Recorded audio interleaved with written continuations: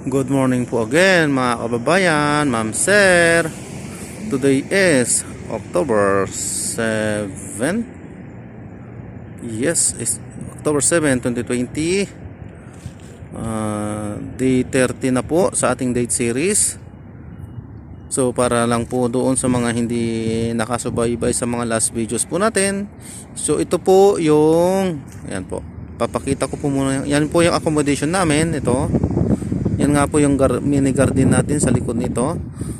Resort po yan. Yung accommodation po namin yun yung susunod po dito sa resort nito, yung may pula-pulang bakod na yan, resort po yan. Susunod dyan yung mataas na building na yan. Yan po yung accommodation namin. Ito yung garden natin. Yung isang garden mas malapit po yan.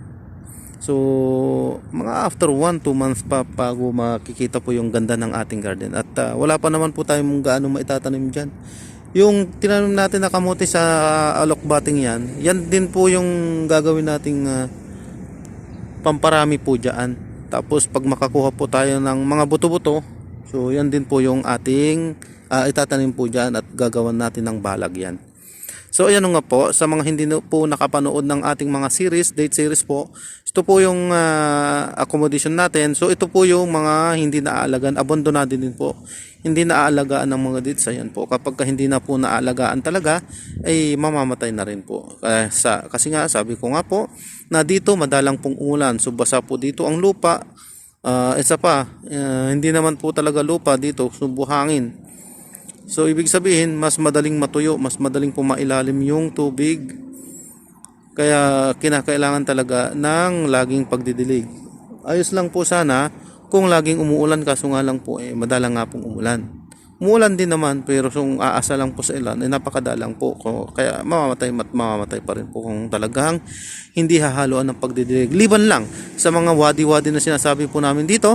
May mga ilog din dito na natutuyo, mayroon din namang hindi. Umaagas din po yun, agusan po talaga ng tubig yon kapag umuulan. At doon, hindi po doon natutuyo. Ibig sabihin ba, basa po doon lagi. Kasi mababang parte po yon, kaya basa po doon.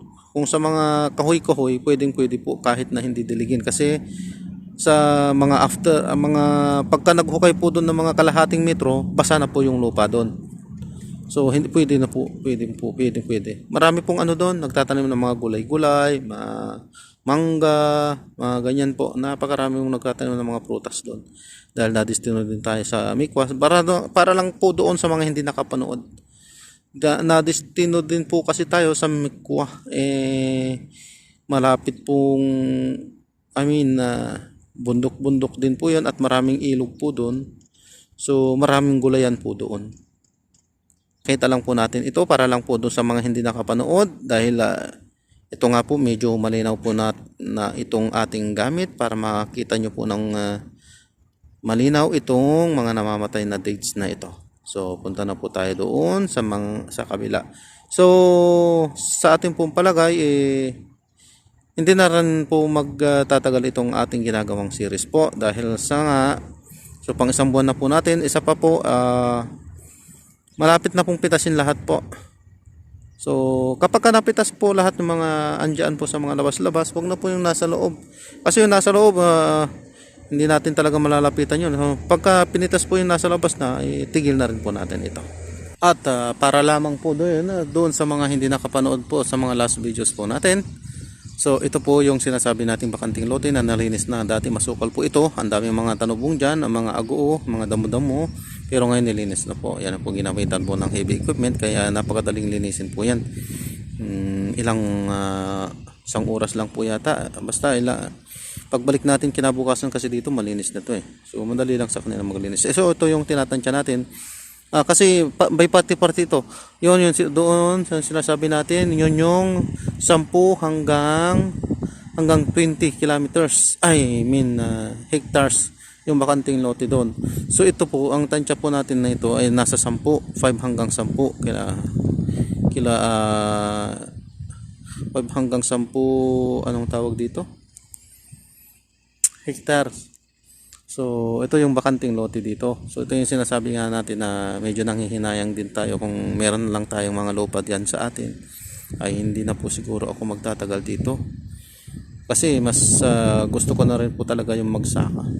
Kapag tanim ka pa ng mga gulay-gulay, mas masarap pong mamuhay sa ano, yung kung ang kinakain mo yung sarili mong tanim, mas masarap po yun. Kasi alam mo talaga na walang mga insecticide na ginamit. Kasi ganun, mula pagkabata po kasi ganun po kami. Ang mga gulay po namin, hindi po kami nag-apply ng fertilizer sa mga gulay-gulay po namin. Hindi din po namin ini-sprayhan 'yan. Kapag ka may yung abo lang po, abo. Tapos mag-i-spray ng asin kapag ka may nakikitang tapos pausukan.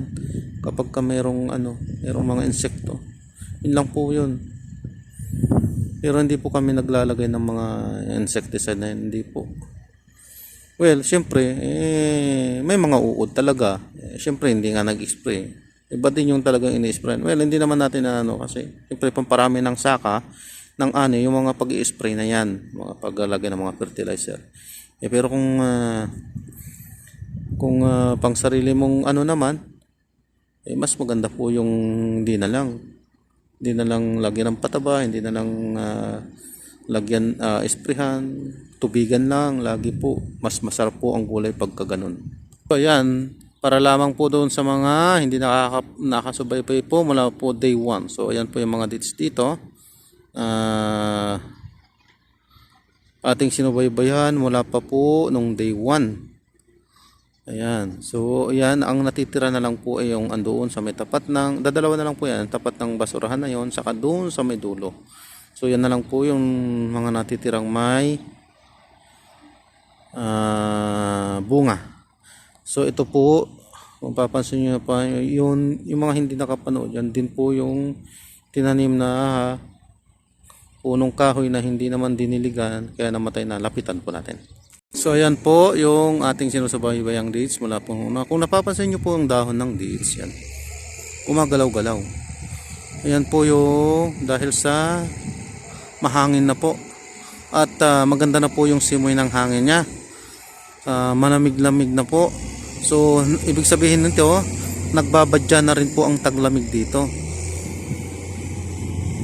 Pero sa tanghali, mainit pa rin po. Pero ganitong, iwan lang po natin. Kasi ngayon lang po natin naramdaman ito. Kahapon hindi pa naman.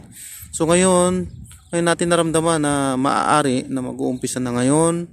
Paunti-unti yung taglamig. Kapag kataglamig po dito, lamig po.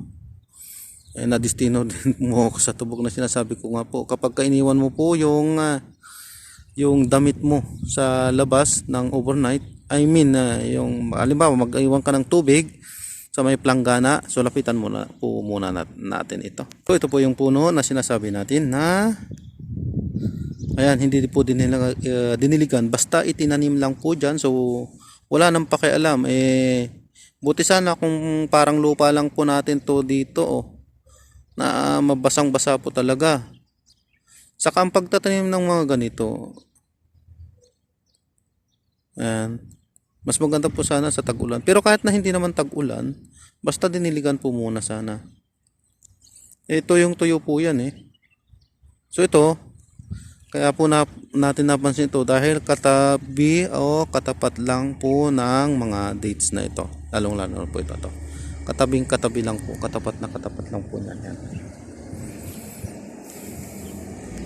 So ayan, yung ating dates. So sabi nga po natin kanina, na tayo na destino rin sa tabuk na kapag ka nag-iwan ka ng planggana na may tubig sa labas po ng bahay mo, pag na magdamag, paggising mo po ng umaga, nagyiyelo na po yung tubig na yon sa may, hindi yung yelong puting-puti, hindi naman po yung gano'n, yelo lang yung top niya, pinakaibabaw niya. So hindi na siya aagos kasi nagyelo na po yung ibabaw. So, ganun po kalamig doon. Malamig din po dito sa Damam. So, meron talagang area na malamig po dito. Kapag sinabing taglamig, malamig po talaga. So ito po yung estilo nila. Para lamang po doon sa mga hindi nakakapanood ng mga last videos po natin na lagi po nating sinasabi na ang pagtatanim po dito sa gitnang silangan, yan, ang una pong itinatanim po dito ay yung tubo. So ayan po, ang sinasabi nating tubo, hindi yung tubo ng ano, kundi yung tubo, yung supply po ng tubig. So ayan, may automatic po yan. Kasi kung wala pong pandilig ay huwag na lang pong magtanim dito dahil mamamatay din lang po. So kasi nga po madalang ang ulan po dito kaya tuyo po ang lupa. So hindi naman po natin muna ikakat ito dahil napakalangaw po kaya binibilisan na po natin. Oh, nadidisturb po ako sa langaw. Siya na po. Napakalangaw. Bakit po? Ay dahil po yung mga yan, ang mga nalalaglag, yan po yung kanilang mga nilalapit-lapitan. Ayan po. So, yun nga po. Dito, hindi pare-parehas po. Napakaluwag tong Saudi. Saka isa pa, yung bandang, hindi ko po alam bandang Jordan yung yung mas malamig po talaga yata Basta hindi ko po alam. Basta may some part ng Saudi Arabia na hindi siya gaanong malamig. Sabi ko nga po, hindi naman po iisang lugar din ang pinanggalingan ko po dito sa Saudi. Na destino po ako sa Albahan na napakalamig po doon. Talagang nag-zero visibility. I mean, hindi naman nag-zero sa yung mga 5 meters mula sa iyo. Kapag kapanahon ng taglamig doon, nagfa-fog, wala ka nang makita kundi puti na lang po. So naranasan po natin yun doon. Yun nga sinasabi natin sa mga hindi po nakapanood ng ating mga last videos. Yun nga po yung ating pinanghihinayangan dahil hindi po natin nakuhanan yun habang andun pa po tayo. So lapitan natin ito para mas makita nyo po ng maganda. So ganun nga po. Hindi po lahat ng lugar dito ay pare-parehas. So tulad nga po baba lang po ng Albahan na yun, Mikwa. So matagal din pa tayo sa Mikwa, 6 years din po tayo doon. So mainit po doon sa panahon ng tag-init po talaga. Mainit. Umaabot po doon ng 52, ganon, 52. Kapag panahon naman po ng taglamig, hindi siya katulad dito sa Damam, Tabuk na napakalamig din po. Doon parang Pilipinas lang kapag ka-December dyan sa atin sa taglamig. Ganun lang, ganun. Pilipinas na Pilipinas po talaga siya. So, napakasarap. Panahon ng taglamig, napakasarap po doon. So, ito natin layuan po to. Hindi natin ikakat para makita nyo po yung kabuuan ng kanyang puno. Ayan. So, ganyan po yung puno ng dates. Parang nyug lang po yan. Kung mapapansin nyo po sa malayuan, parang nyug na nyug lang po yan.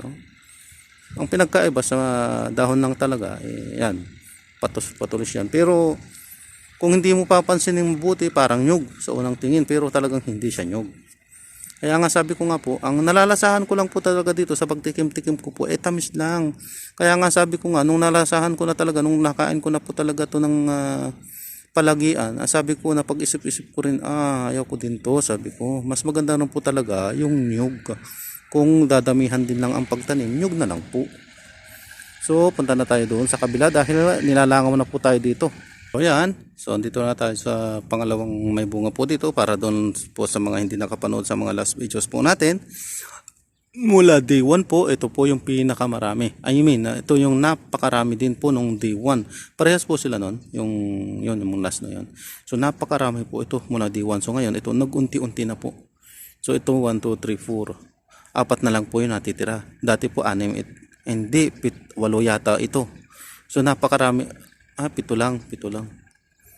1, 2, 6 yata. Hindi ko na po matandaan din.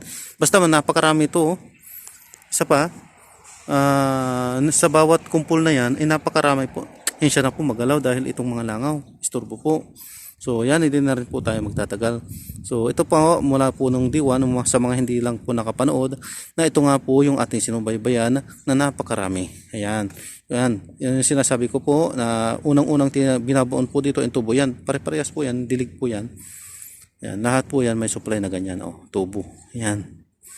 So pwede din po yan sa atin kahit na maraming masagana ang tubig sa atin. Mas mainam kasi sa halaman din po kasi kahit na mga ganitong mga malalaking puno, kahit na matubig dyan sa atin, na dinidiligan din po, mas mainam po. Ayan So pare-parehas po yan. So iisa po ito hanggang doon sa pula. Iisa po yung may-ari dyan. So punta na tayo doon sa pula. Ito po, karugtong nun, pula. Para lang po sa mga hindi nakapanood. Yan, isa lang po ito. Maraming mga bunga to mula diwan po. Umpisa, so napitas-pitas na po yan. At dito sa katapat din po, yan. Sa mga hindi nakapanood po. So yan, pinitas na kahit na hindi pa po pwede. So itinapon na po. Kasi pangit din naman yung bunga. So pinatas na lang para gumanda na po yung index. Kasi pang lang po ito. Pang display lang po nila. So ito yung buhangin nila dito, nasa landra na po yan po, para lang po talaga po doon sa mga hindi nakapanood. Ayan, so kung lalapitan po talaga yan, parang grapes po, nakakainggan yung kainin. Alam mo, grapes, well, kung sa tamis parehas naman ang grapes po, matamis na prutas din po yan pero may malasahan ka pong ibang lasa po dyan, hindi lang po tamis, may asim-asim po yan, may ibang lasa po yan na nilalasahan. Ito po, kapag kinaan nyo po, talagang sinasabi ko po sa panlasa, sa panlasa ko po lang po, ang nalalasahan ko lang po talaga tamis. Kaya mas mainam pa rin, grapes na lang, kung tamis din lang ang habulin. Ewan lang po natin, baka naman may ibang mga sustansya pa ditong na nakikita, hindi naman natin pinag-aralan, hindi tayo eksperto, so hindi natin po alam. Kasi nga sabi po ng mangilan-ngilan, na hindi naman daw ito nakaka-diabetes kahit naman tamis. Sabi po ng mga ilan-ilan yon, pero para sa aking sariling opinion naman, kapag matamis, kanin nga, hindi natin nalalasahan na matamis pero mataas po yung kanyang sugar content noon. Ito pa kaya na lasang-lasa talaga yung matamis. So sino magsasabi na ito ay mababa yung kanyang asukal? Imposible po yata yon. Sariling kong opinion lang po yon. So matamis ito, para sa akin po, mas matamis. Ibig sabihin, mas po siya, mas mataas pa yung kanyang sugar kaysa sa kanin. Ibig lang pong sabihin yan. Para sa aking sariling opinion lang po, hindi po ako eksperto, hindi ko pinag-aralan po ang mga ganyang bagay. Kaya sabi ko at ulit-ulit ko pong sinasabi, kapag ka nagbibitaw ako ng mga ganyang pananalita, sapagkat mahirap po yung nagsasalita ng marunong lang po, yung nagbibitaw ng mga conclusion na base lamang po sa sariling pananaw. So sinasabi ko nga po, hindi ko naman po pinag-aralan, sarili ko lang pong pananaw yon. So sinasabi ko, hindi po ako eksperto, para sa akin lang. Po, para lang po doon sa mga eksperto ang mga ganong pag-a-analyze po. So tayo po ay nagkukwento lang. So sariling opinion lang po natin ang ating mga sinasabi. So punta na po tayo sa kabila. Oops, nakaroll pa po pala. Ayan, one last look para dito sa pula. Ayan, silungan natin. Kung papansinin po talaga, parang grapes po talaga siya. So nakakainggan yung tignan po talaga. May mga maitim-itim na yan po yung hinog. Siya na po magalaw. Hindi pa po tayo nakakabili ng stand. So kapos-kapos po tayo sa budget. So hawak-hawak lang po natin ito. At tinatry at sinisikap nating hawakan ng maigi po para hindi naman kayo gaano mahilo habang pinapanood nyo po ito. So ayan po ang kanyang puno at ang kanyang pandilig. So punta na po tayo doon sa kabila po. So ayan, para po sa mga hindi nakapanood po sa mga last videos po natin. So titignan po natin kung kasi po mas malinaw na po siguro ito, siguro po makikita na po yung kanyang bunga po dyan, yung talagang napakaraming bunga.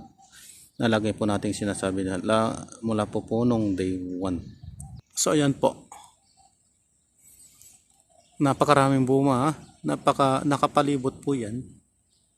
So ganyan po kaganda. In fairness sa kaganda, talagang maganda po. Maganda po talaga. Pero sabi ko nga po, hindi ko pa rin pagpapalit ang nyug. Ang nyug po kapag malagaan po talaga, napakaganda din magbunga. Nakapalibot po, napakaraming bunga po. Ayan. Pero magdadala pa rin naman po tayo. Ayan. Kasi wala po sa atin ito eh. So ayan po yung sinasabi natin lagi na pinaka malalaki sa dalawang itong punong ito. Pinaka malalaki sa kanilang lahat at pinakamarami. So tansya nga po natin na sila yung naunang nagbunga, kaya mas malalaki po sila. Sa mga hindi po nakasubaybay mula day 1 po, so ito po yung lagi po nating sinasabi nung mga nakaraang videos po natin. Iyan po ay mas lamang pa po yung green. Ngayon po mas lamang na po yung yellow. So malapit na po yan. Kapag nagbuong yellow na po yan at may mga mangitim-ngitim na rin po, yun na pwede na pong kunin. Kapag nag-yellow na po kasi magulang na, at kapag umitim na, yun na po yung hinog. So ang ginagawa po nila dyan, kapag may kalahating hinog na, kalahating itim na doon sa isang dates, saka po nila kinukuha para magulang na po. Kasi hindi naman po pwedeng dyan pahinugin, ay lalangawin lang din po eh, makakainin ng mga insekto. So ganyan po mamunga ang mga dates nila, napakarami po. So punta na tayo doon sa kabila. Yung salitos pa po pala. Kung napapansin po, ang ganda po, nagdidilig po sila. So ganda po talaga kapag pinatay. Nakita po tayo Hindi yata po nag-roll kanina. So yun nga po yung sinasabi ko, ito po yung ating inaabangan. Ayan po. So sabi ko nga po kanina, kasi hindi po nag-roll, dakdak na po ako ng dakdak kanina, hindi pala nag-roll ito. So sabi ko nga po kanina na ito, mga 2 to 3 weeks po, 1 to 2 weeks to, kukunin na po nila ito kasi malalaki na. Yung kinakain po dito yung mga dahon lang po. So mas masarap kainin po kapag kaberde-berde yung dahon, kasi nga po yan, kung napapansin nyo, may mga dilaw-dilaw na dahon po dyan. So hindi na po pwede yan, kasi kapag kinakain nga po ito sariwa, hindi naman po ito niluluto. Kaya sa tansya po natin, 1 linggo o 2 linggo ay mawawala na ito. Kukunin na po nila ito para pakinabangan naman na po, kakainin na po nila ito. At yan po sinasabi natin, pare-parehas nga po yung pagkakalagay po nila dyan. At sinasabi nga po natin na hindi po natin talaga pala naisip kaagad-agad ito. Kapag nakakabili po kasi sa palengke nito, mura lang, 1 real, napakarami na rin. Isang balot na rin po nila yung pero ayos na rin, solve na po, marami na rin po yung 1 real, isang balot. So may ugat-ugat po yun, so hindi natin naisip yun na kaagad-agad. Sabi ko nga, tatanim din po natin yon doon sa ating garden, at pagbubutuhin po natin para paramihin po natin, ilalagay po natin doon sa ating mini garden, at the same time mag-iipon din po tayo talaga ng mga buto at dadalhin din natin dyan sa atin. Kasi ewan ko kung marami siguro sa atin ito, kasi wala din po akong nakikita kasi dyan ng ganitong kaliliit na litos. Mga pichay, oo, ang dami, pero ibang klase to, kasi hindi ito yung pichay na malalaki po yung pichay Saka ibang lasa po nito. Masarap po ito pag sinasariwa. At magdadala po din po tayo nito. Yung buto nga lang, so kailangan natin magtanim yan at pagbubutuhin natin, pagugulangin po, kasi ito ang purpose lang po nito pangkain, hindi po yan pagbubutuhin. So kailangan harvestin yan bago siya lumaki ng todo, yung magdilaw yung mga dahon niya. Mas maganda po berde-berde po yung dahon bago harvestin para mas masarap po siya. Opo, ang sarap po niyan na sasariwahin. Sabi ko nga po paulit-ulit na lang na hindi po ito kinakain na niluluto, sinasariwa po ito. Ito ay isinasama sa mga pagkain, sa mga kabsa. Halimbawa po, marami pong iba't ibang uri ng pagkain po kasi dito kabsa, alfaham.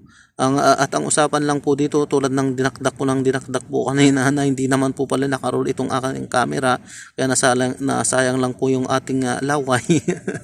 Sabi ko nga po kanina na ang orderan po dito sa Saudi, kapag kakain ka po, is kalahati sa kabuo. Nasa sayo na yon. Kung gusto mo ng kalahati at kung gusto mo ng buo, kung maramihan kayo at nagtitipid kayo, pwede na yung isang buo, kanin na lang. Kasi po, ang kanin pwede pong magpadagdag. Wala pong extra bayad po yon. Wala po. Kapag kagrupo kayo, kumorder kayo ng isang kanin, yung usual na binibigay nila na kanin, isang takal halimbawa, kasi dalawang takal na po eh.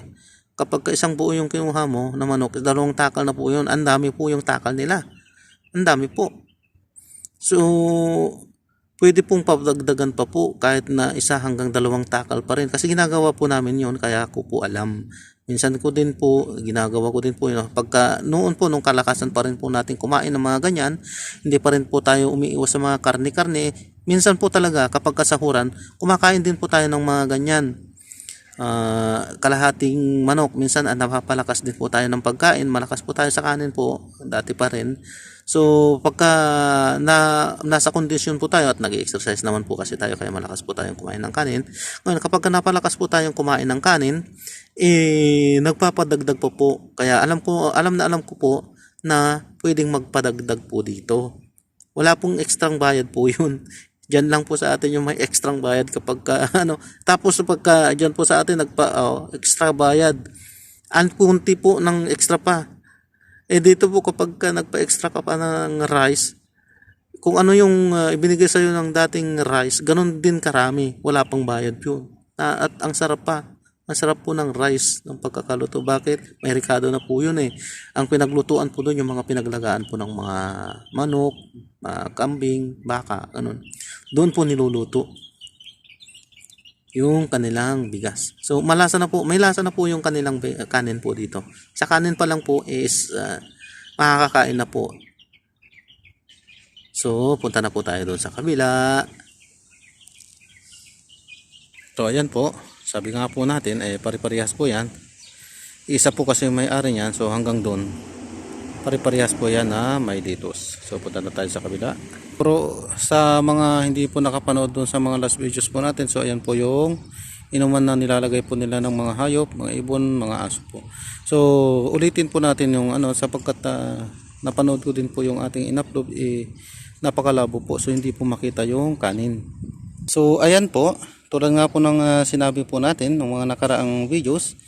So ganyan po sila kababait. Ito po mga tira-tira na lang pagkain, hindi po tinatapon kung saan-saan po yan, kung saan basta-basta na lang po. So nilalagay po yan sa mga bakanting lote, tulad nga po ito, para mapakinabangan po ng mga ibang nabubuhay, mga aso, pusa, manok, ganyan po. So hello, good morning. So ayun, na-distract tayo, may dumaan. So ganun nga po, para ayan po yung nakita natin na kagandahan sa kanilang mga pag-uugali. So ito nga po, imbis na itapon po yung kanilang mga tira-tirang pagkain, inilalagay po dyan. Kahit na hindi po nila alaga yung mga yan, inilalagay po nila dyan para mapakinabangan po nila. So yan po yung nakita nating magandang pag-uugali nila kahit na hindi nila alaga. So makikita niyo, ang dami mga buto-buto dyan. Tipak-tipak po yan, mga ng baka, kambing, kasi ganyan po sila. Ang dami po. Kapag po nagpapaluto sila o kaya binibili po nila, kapag po kasi napakarami po, order po, hindi po kasi katulad dyan sa atin na konting order, parang mahal-mahal. Although mahal din po naman dito, pero sulit naman po yung kamahalan niya dahil halos tulad nga po ang sinasabi natin. Ang usapan po kasi dito, pagka halimbawa sa manok na lang po, kalahati, saka buo, yun lang po ang usapan dito na order.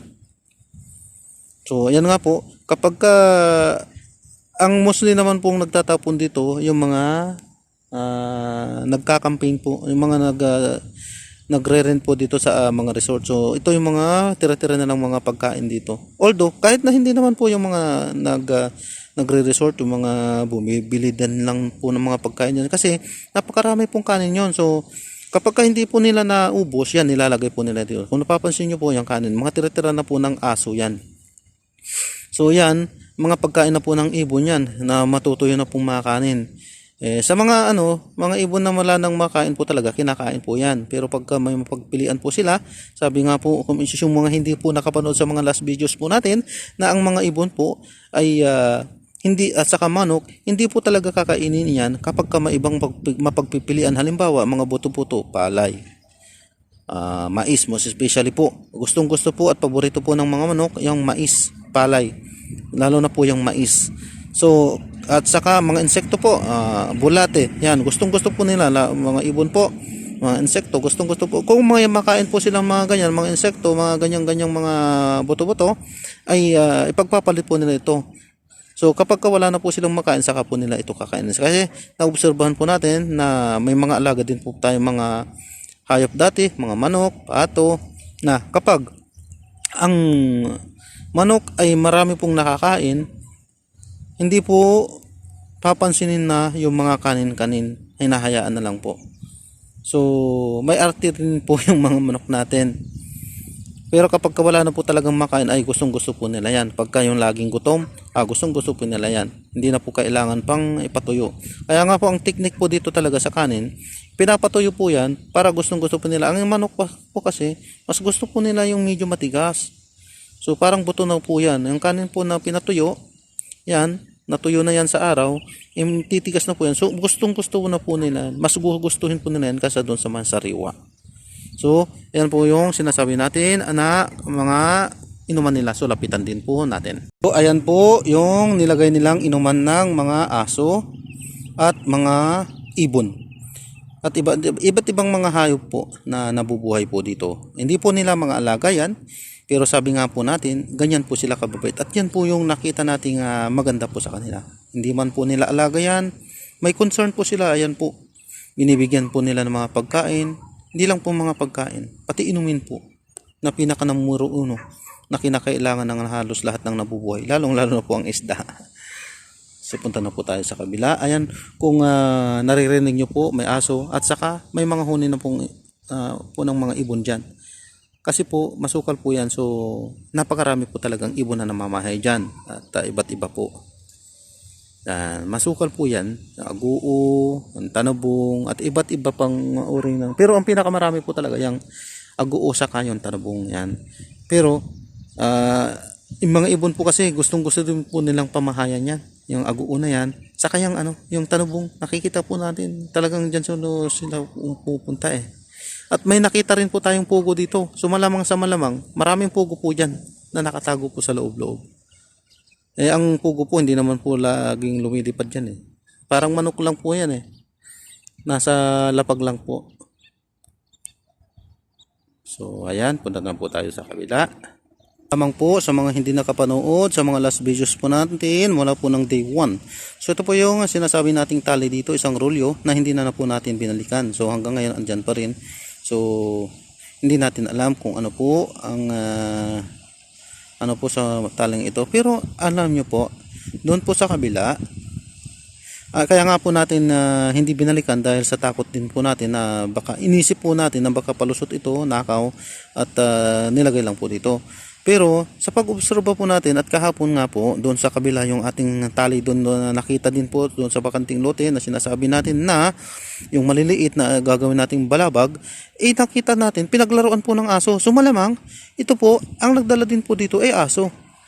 Sa malamang po dinala po ng aso po yan dito. Maaring nakuha nila ito sa mga truck tapos dinala po nila dito. So ibig sabihin ang pinagpalusot po dito aso ay mahirap po kapag makitaan po sa atin yan. Baka sabihin na nasa tayo po ang nagpalusot niyan. So hindi na po natin ito binalikan. Pero kapag lumago po yung ating garden, kukunin po natin ito. Wala na pong doon kasi napakatagal na pong andito ito eh. So ilalagay natin sa ating balabag, sa ating garden. Kapag lumago po at maglilikom-likom po muna tayo ng mga buto-buto. Most especially mga buto ng ampalaya po, kalabasa, sitaw. Sana kaso nga lang mahirap po yung sitaw. Nagtingin-tingin din po tayo ng sitaw kaso walang magulang. Sa susunod po, Basta i-share po namin yan. Pero yung paglago po ng ating garden, hindi naman po yan nakukuha sa overnight lang po. So it takes time. So buwan po siguro, isang buwan, 2 hanggang 3 buwan. Kasi nga po, magpaparami pa naman po tayo ng ating itatanim. Halimbawa yung kamote, yung branches nun, yun din po yung ating itatanim para po dumami. So mag-aantay pa po yun ng mga 15 to 1 month bago natin magputulan yon at itatanim ulit natin yon. Tapos ganun yung cycle. So 1 month ulit bago putulan, bago itatanim ulit. Ganun po yung cycle para maparami yung ating mga tanim. So hanggang pati yung alokbati. Sa ampalaya naman, naghahanap-hanap pa rin po tayo kasi wala na rin pong makitang mga buto-buto. Naghahanap-hanap pa rin tayo ng mga nahihinog. Gayon din sa mga kalabasa po kasi nga po nung nakaraan na nagpunta po tayo sa palengke, yung ini-expect natin napakaraming buto doon, wala na po. Kasi dati napakarami po doon nagkalat. Kaso nga lang nagbago po siguro dahil sa corona issue na yan. So titignan po natin. Sa susunod na buwan sa sahod, titignan natin kung may mapulit ulit tayo at nang dumami naman yung ating i-share sa inyo. So punta na po tayo sa kabila. Sa ano po natin dito, sa paglalakad-lakad po natin dito, nakakita po tayo ng mga may nagbubuhos. So mai-share ko lang po para po sa mga hindi nakakapanood ng mga last videos po natin. Sabi ko nga po na ayan po ay dating trabaho po natin. Yan, concrete pump yan, binubuhos po ng mixer doon yung mga konkreto. So dating trabaho din po natin yan, concrete mixer driver po din po tayo. Matagal din po tayong ganyan, almost 6 years din po tayong ganyan bago tayo naging OIC po. So share ko lang po, ayan, ganyan po yung aking trabaho po dati. Ayan. So, yung mga mixer din pong dala-dala po namin, ganito rin po kalalaki. Ito ay 9 cubic meter po ito, ang naman yan. 9 cubic meter po yan. At ito, Mercedes-Benz po yung mga gamit nila. 4140, pero yung gamit po namin, yan, Actros po yan, Actros. Yung gamit po namin doon sa dati naming company, 4040 lang, 4040 po yon. Single I-beam. Single I-beam, yung sinasabi yung front niya, isa lang po, yung kung papansin nyo, dalawa po yan. So double I-beam po yan tawag. Yan. Actros din po yung ating dala-dala dati, 4040. Yan, 4140. So yan yung concrete pump, mixer. Ganyan po, pila-pila po yan. Lalo na po, ito, nagpuputing din po sila. Gagawing ano lang po ito bahay lang po, building po yata yan. Lalo na po kapag katulay yung bubuhusan na napakarami po yun. Daan-daan pong kubiko yun. So, magdamagan po ang buhos namin nun. Pero libre naman po lahat yun. Merienda, pagkain. Tapos overtime, 8-8 po. Daily po yun. 8 hours overtime daily. Libre pa lahat. Yun nga lang to, talagang pagod. Pagod talaga. Minsan 4 na oras, 2 oras lang yung tulog. Dahil nga sa minamadali, tatawagin ka na naman ulit. Pero sulit naman po, sulit. Kasi kapag ganoon, pagka nagre-rescue po kami, bukod sa pagkain, meron pa po kaming 15 real, minsan 20 real na pabaon. May merienda pa po yun. Merienda, pagkain, meron pang pera. May cash. At saka yung pinaka-importante din doon na isa, yung overtime. 8-8 po daily. Maganda, napakaganda po yung ganyang trabaho na po namin dati. Kaya nga po, miss na miss ko rin ngayon, nandito po ako sa airport. Kaya miss ko po yung dating aking, ayan. Tapos na po yan. So, kapag katapos na, ayan, atras na rin po yung isa. So, yun nga po yung sinishare ko po sa inyo sa mga last videos na hindi po nakapanood sa ating mga last videos po, na yan po yung aming ginagawang service pag nagpapadala po kami ng pera. Kasi nadistino po tayo sa Almicwa, nagpapadala tayo sa Albaha, yung malamig na lugar, pero mostly sa may Confuda. So yan po, mga kanya-kanyang truck po yung dala namin, mixer po yung dala namin. Eh tumatakbo naman ng 110 yan eh. Pero kapag isasagad mo po yan, 150 kaya po yan. Kaso ang maximum lang kasi 80. Yung 110 palakasan lang po ng loob yun. Kailangan kabisado mo po yung camera para hindi ka po mahuli ng overspeeding. Pero in fairness, sa totoo lang po, napakarami ko din violation dati ng overspeeding. Naka 3,800 mahigit po ako na violation. Real. So, binayaran ko po yun. Kaya nadala din po ako that time. So, ayan. So, punta na po tayo doon sa ating inaabangang dates. Kung mapapansin po, ang binubusan pala, pedestal. Pedestal po, na kung tutusin, yan po yung magsaserve na kanyang footing. Footing na po yan. Wala na pong So, pedestal po, ang talaga po dyan, pedestal. Kasi ang kung talagang maganda po yung halimbawa sa tulay po, ang ginagawa po kasi doon, footing muna, bago yan, pedestal. Footing, susunod, pedestal, tapos susunod, column. Yan, poste. Po ito, nagpedestal agad, so wala nang footing. Kaya bagay, pwede naman to. Maliit lang sigurong bahay siguro. Ano to? Ewan natin. Bahay lang po siguro to kasi tignan nyo po yung mga bakal-bakal niya. 2, 4, 6. 6 lang po na 16mm lang po yan. 16 lang. Ito. Mas malapitan na yan. 16 lang po yan.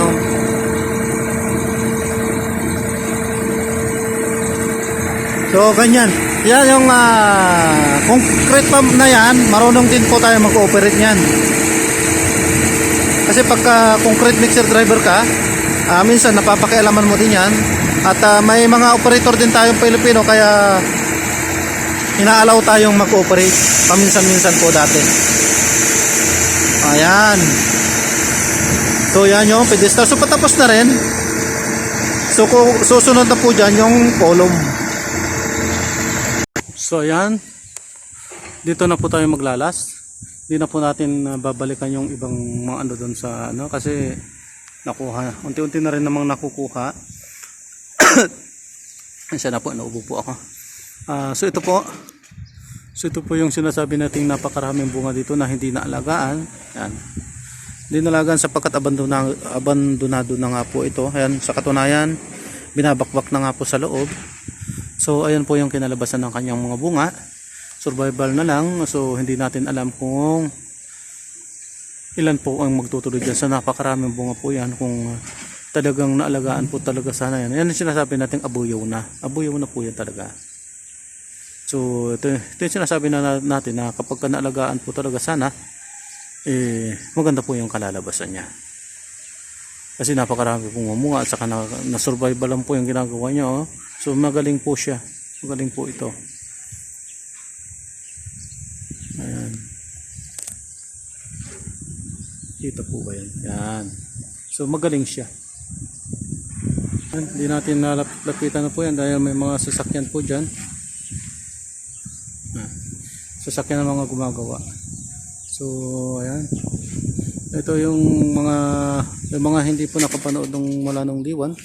So ito yung mga sinasabi po natin na mga hindi po talaga naalagaan. Yan po. So ito talagang sa tansyan po natin, wala na pong pakinabang ito. So abayaw na talaga ito. Kailangan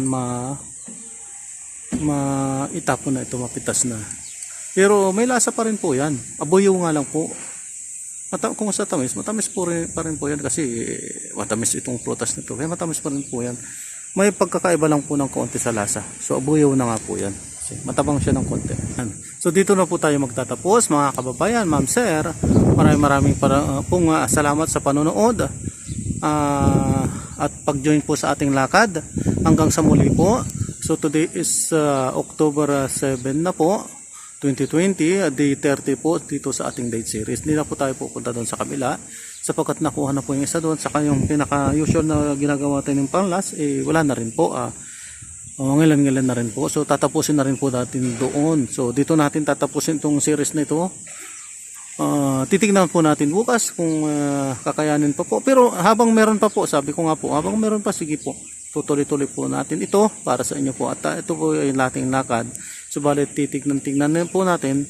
Kasi po yung ating garden, matagal po yun bago lumago. So mga 1, 2 buwan o kaya 3 buwan pa po siguro bago po talaga yun magbo-boom. Bago makikita yung kanya mga prutas. So maraming salamat po at i-share po namin yun sa inyo kapag lumago na po. So maraming salamat po ulit sa pag-join sa ating lakad. Hanggang sa muli po, ingat po tayong lahat. God bless po to everyone. Pagpalain po tayong lagi. Ingat po tayong lagi.